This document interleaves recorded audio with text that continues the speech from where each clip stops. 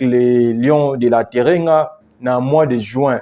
Mais qu'est-ce qui s'est passé après quand normalement il y avait une journée FIFA où ils que jouer kutana beta disusu bazwa temps de préparation et malheureusement dans notre côté ce n'était pas le cas parce que il y avait une blocus quelque part gouvernement abimisaki ba fonté ba problème politique mon ebima quitté fait des comptes les léopards du Congo s'entraîna quitté ba beta qui match amical té ezali ko sala un peu peur.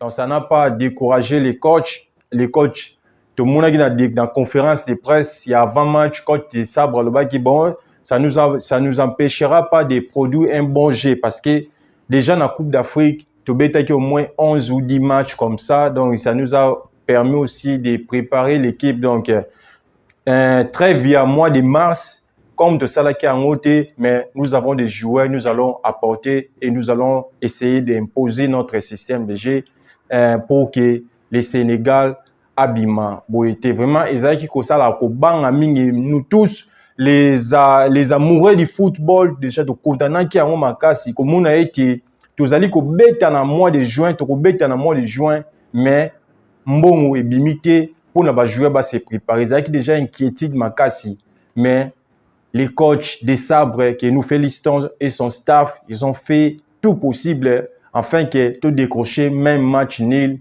Déjà, il s'allie malamu vraiment tout ces pays mingi pour na match nul oyo. Mais quelque temps, nous allons parler vraiment de ces pays mingi na match oyo, de ces pays mingi na résultat oyo. Mais au Tikali toujours, tout le monde a un moment fort au Isaac na match oyo. Après, nous allons revenir de faire un peu quelques commentaires, de donner aussi nos points de vue concernant le match, concernant l'évolution équipe, n'engeni équipe ils ont évolué, n'engeni va jouer va beta kilobi qui était à l'auteur et qui n'était pas à l'auteur. Nous sommes là pour vous donner tout et savoir si tous les joueurs. Et nous tenons aussi à rappeler que les joueurs nyonso bozobeta na RDC, la RDC d'hier n'est plus la RDC d'aujourd'hui.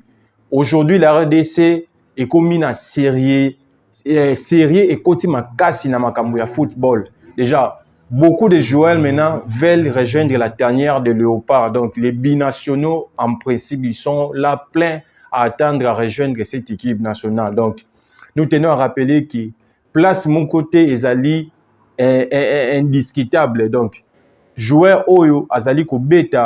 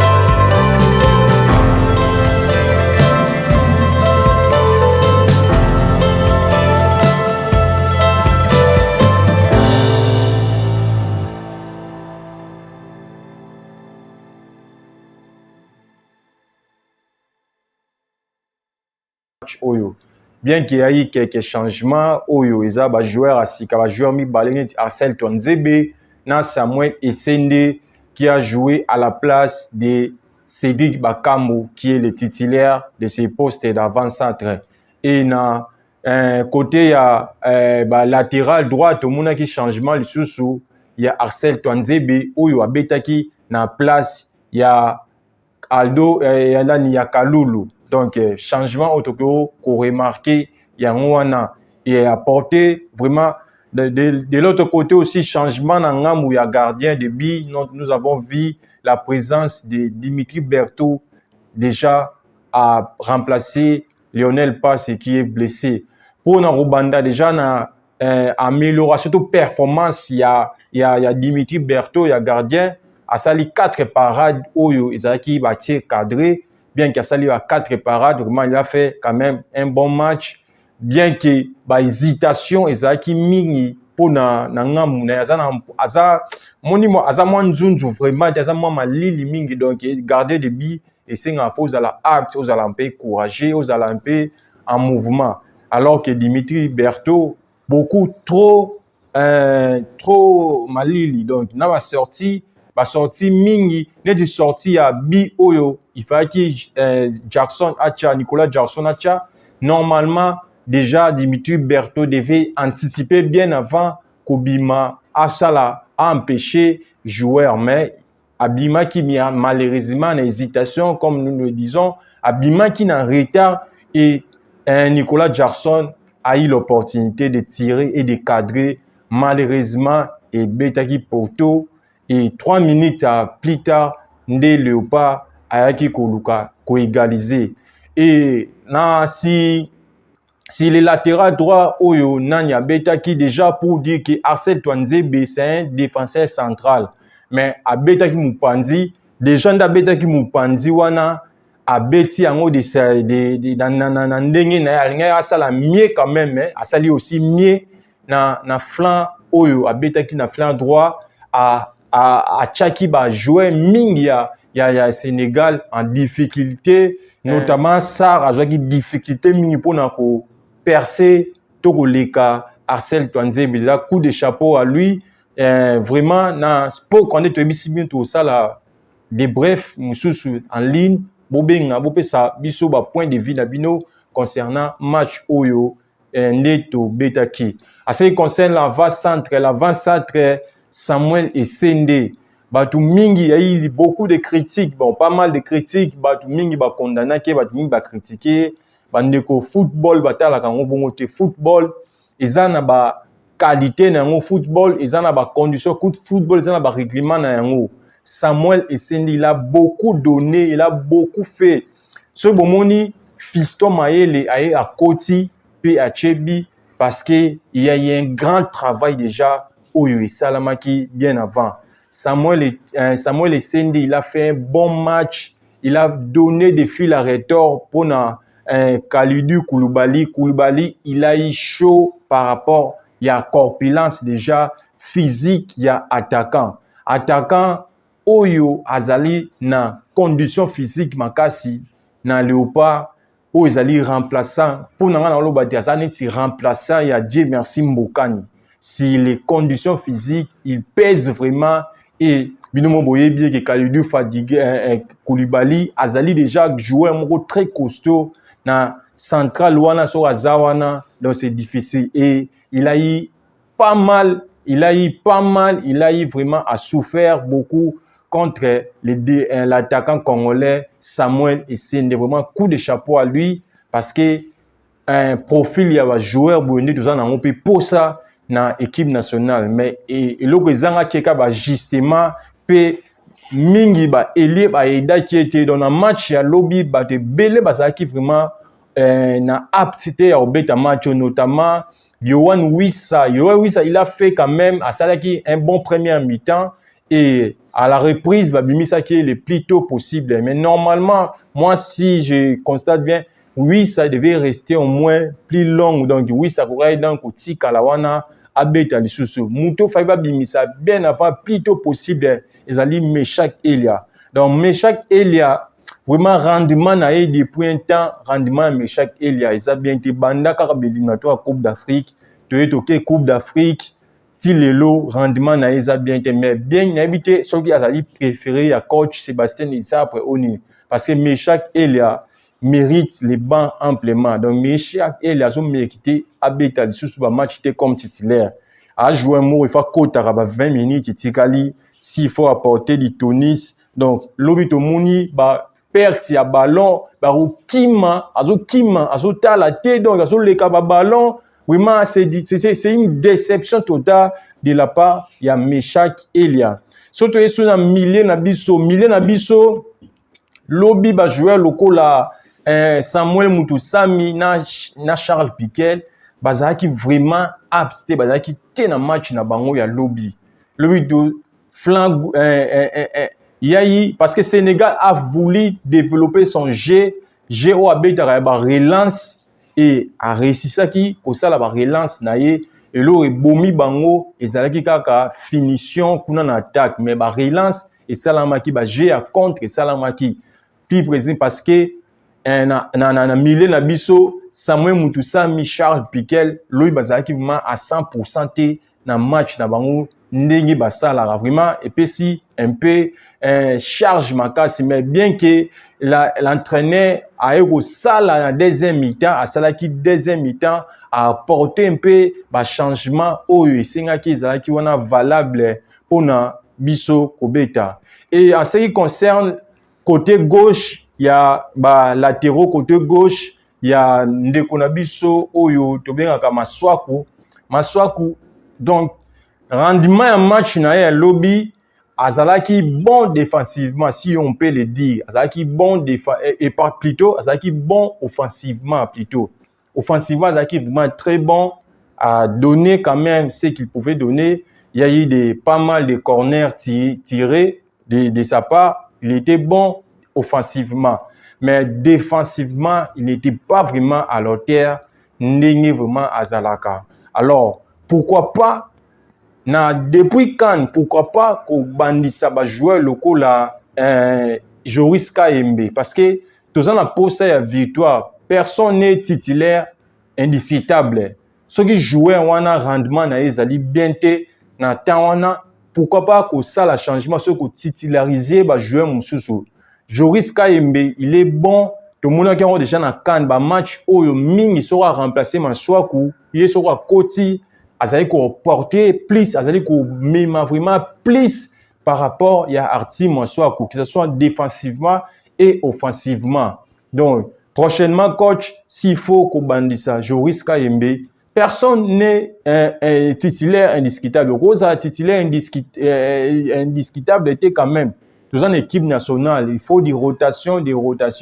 on a déjà une équipe type mais dans certains matchs c'est moins justement et seulement il y a Mike donc on a côté de Koluba et de l'autre côté aussi il y a Inonga Baka aussi bon abeti na match mais ndenge vraiment betaka match puis ndenge betaka ballon lobi atambusaki ballon bongote azalaki na ba difficulté aussi ebelé de même aussi Chancel Mbemba vraiment tu comprends était demi-dié moi kilo ezali makasi fort so bomoni même Chancel Mbemba sozo azo déjà ko défendre so ba lekier même la manière dont il court pour rentrer la manière où il courait pour attraper les joueurs c'est quelqu'un il s'est forcé donc même na front na visage na ezali ko lakisa été Chancel Mbemba azalaki ko forcer ma casse lobby preuve année que ba dribbler à partir na neta ba dribbler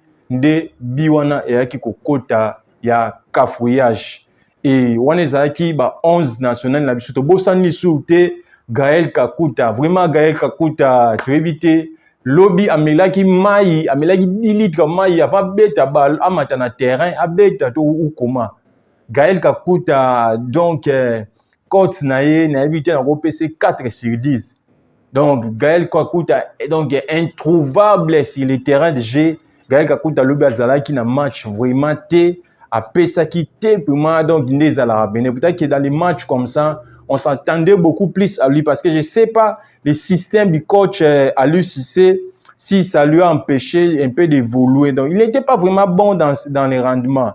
Et tu as eu comme un changement, et Salamaki, un changement, ils un peu positif. On n'a pas dit que Samuel Moutoussa, Mina, Charles Piquel, beta qui m'a bêti la robe bien, mais il y a eu des espaces, ça qui un Sénégal opportunité à développer jeune ou à développer.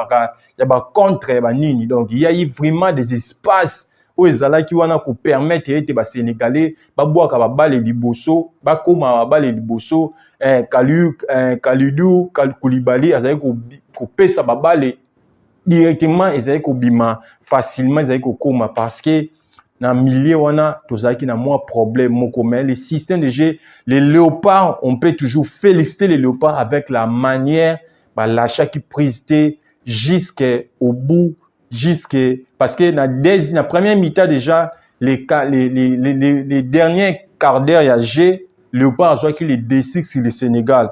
Bien que le Sénégal, déjà dans la première mi-temps, menaçait qui mène à 15 derniers quarts d'heure de G, le léopard, il a voulu un peu monter les griffes. Abimisa manzaka ala kisa ete na yaki ate pona tika bino et bien que tu as kozwa bi oyo na dernière minute déjà et paralysé biso et pesa biso un peu moi babu lembu mingi donc moi mental et là qui jusqu'à ce que tu au sala te kei mi-temps et na deuxième mi-temps il y a eu vraiment de l'intensité entre les deux équipes, entre le Sénégal et la RDC. En reprise, il y a un match, beaucoup Sénégal, dans le début du sur la deuxième mi-temps, il a voulu toujours imposer son système de jeu, mais RDC, ils ont toujours un coriace pour contrer Bango. Dans 56e minute, des changements que ça, là, il y a Wissa.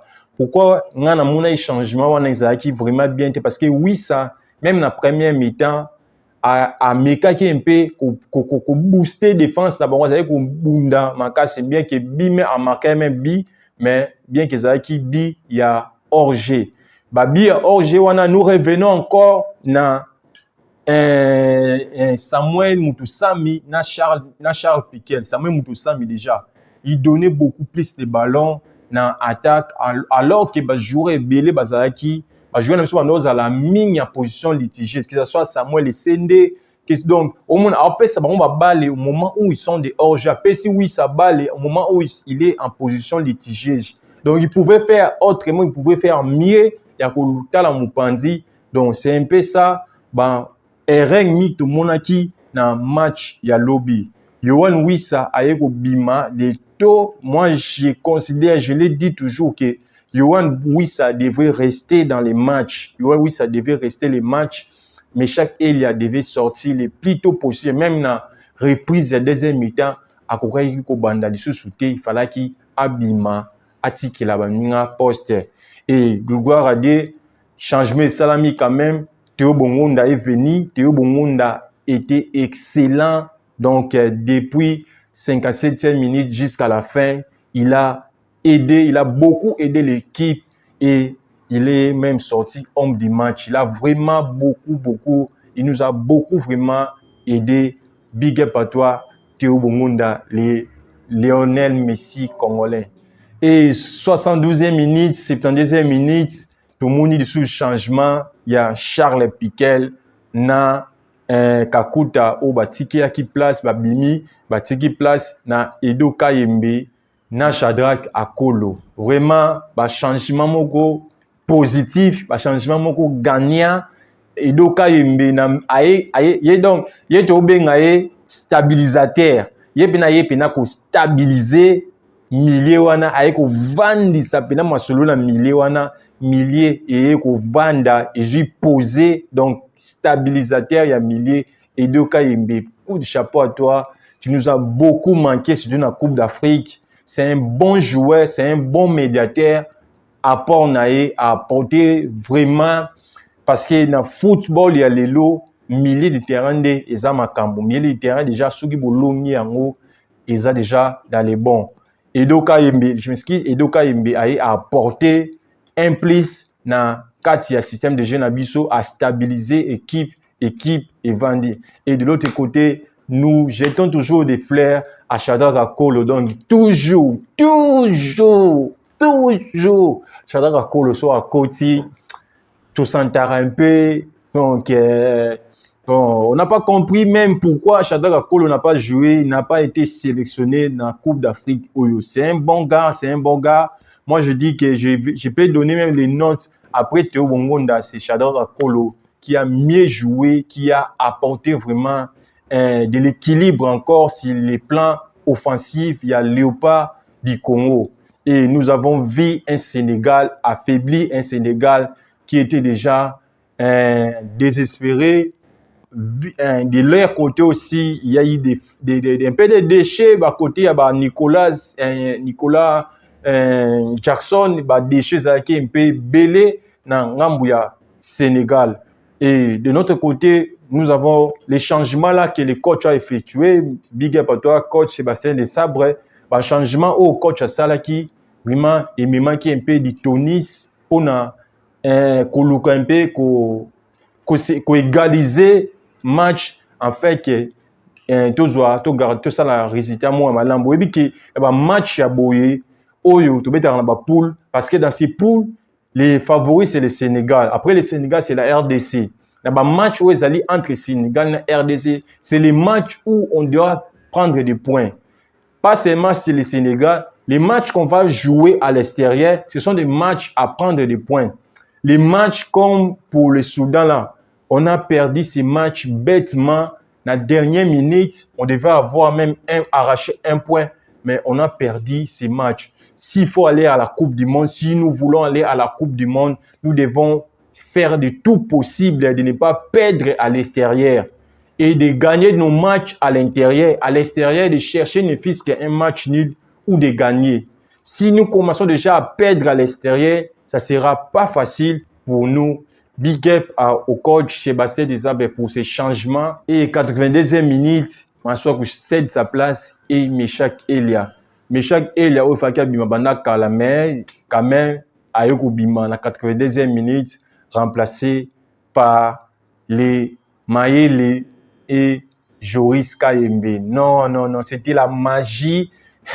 Léopard au bal oyo beta, Léopard oyo niveau to komi ko bangisa Léopard oyo vraiment to komi to na ban moko ba joueur bazo beta na kati baza bon et notre banc aussi c'est très solide donc yango moni ba coach belé le quoi ba Sébastien Desabre donc c'est pas azana fier parce que effectif oyo azana bango effectif oyo pesa ye un peu des ailes un peu de l'arrogance. L'effectif ya ozana bango na kati ya neti ba moment ya boyi neti ba moment oyo ya boyi ba joueur tozana bango baza très excellent que ce soit ba o bazana ban que ce soit ba o bazobeta sur le terrain. Nous avons vu l'apport tant Maëlle à Koti, Joris à Koti, vraiment l'attaque c'était un tout fait tout flamme na Simakuna et comme un peu comme sous solide makasi et à la 85e minute, malheureusement, 82e minute, Nicolas Jackson a raté les ratables. Nicolas Jackson a raté bi. Oh, il a raté. Il a tué le match déjà dans la minute. Gloire à Dieu, Seigneur. A Pessibiso, chance de qu'il a biso, balle, il poteau. Et 3 minutes plus tard, les sauveurs, Fiston Maëlle. Vraiment, c'est du lourd. Et nous tenons aussi, batu mingi bakomi koloba, Congolais azara mingi, tozara mingi batu ya sentiment. So to moni joueur wana azara la page, tozokomi réclamer. Nous tenons aussi à rappeler qu'il y a match à lobby batu beye bakomi dako réclamer que Fiston Maëlle il faut banda, Fiston Maëlle banda. Mais to bosani na Coupe d'Afrique. Tant que batu mingi banomona ke bakamba zo beta bien te les jours balisa Fiston Maëlle to mona e maman na buzo basala to mona e maman na mboa asala na terrain na minute ça zwaki asala eloroté et à la fin les Congolais déjà demandé chance se dit bakambo pardon libisa biso to eba kité parce que tu comprends que Fiston Maëlle azamboa et lobby encore Fiston Maëlle a Koti a Chebi bato babandi lisusu kofinga Samuel Sende oyo asali grand match na journée à lobby, asali grand match babosani match oyo asalaki to bamono tala na bango balle te to bakomi na bango ko apprécier Fiston Mayele faka banda. Non, il y a des joueurs comme ça qui doivent entrer toujours. Soit Koti a apporté apport. Tout le monde est contre match à Gabon. Fiston Mayele a eu au quota a mis biso a qualifié biso a tué deuxième bi contre Gabon à l'extérieur. Ce sont des joueurs où il faut bakotara toujours pour essayer un peu booster l'équipe. Voilà un peu où on a proposé comme moi petit débrief pour un match à lobby. Donc vous continuez toujours pour s'abonner à la chaîne où vous avez une émission et zolwama. Tous en a pour nous servir bino, tous en a pour nous passer bino information concernant ma solo Italie Ndembo et zolwama ma solo Ndembo version ma solo Ndembo. Tous en a pour continuer toujours pour soutenir Bisso. Et nous allons vous proposer les moments forts d'après les matchs. Oyo et les gars qui lobby sur les couloirs. Tout le monde qui un peu jouer entre eux et se discuter. Et Sadio Mané qui a demandé les maillots de Chancel Mbemba des milliers. Nous vous laissons suivre ça.